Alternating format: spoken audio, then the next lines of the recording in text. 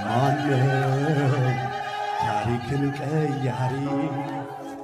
ማነው ምስኪኑን አክባሪ?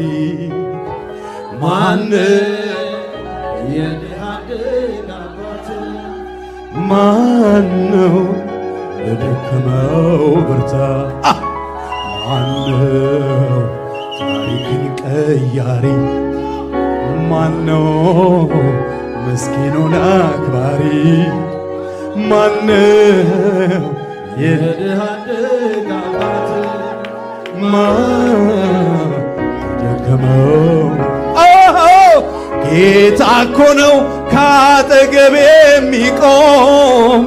ጌታ እኮ ነው ቀኑ ሲጨላልም። ጌታ እኮ ነው የልብ የሚገባ። ጌታ እኮ ነው ወረት የማያውቀው።